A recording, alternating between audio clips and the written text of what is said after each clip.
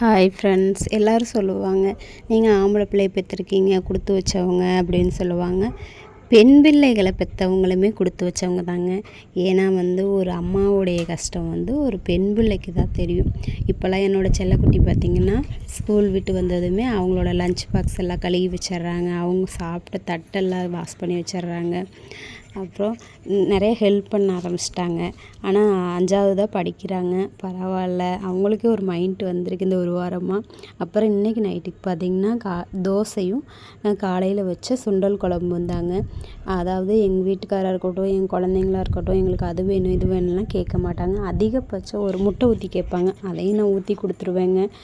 அப்புறம் பார்த்திங்கன்னா 2 பேருமே வேலை செய்கிறதுனால எங்கள் வீட்டுக்காரும் எனக்கு அது வேணும் இது வேணும்னு கேட்க மாட்டாங்க.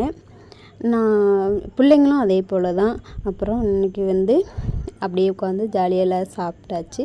சாப்பிட்டுட்டு நம்மளோட க்ளீனிங் வேலையும் முடிச்சாச்சுங்க. இந்த வீடியோ பிடிச்சிருந்தா மறக்காமல் நம்ம சேனல் சப்ஸ்கிரைப் பண்ணி சப்போர்ட் பண்ணுங்கள், லைக் பண்ணுங்கள். மீண்டும் இன்னொரு வீடியோவில் பார்க்கலாம்.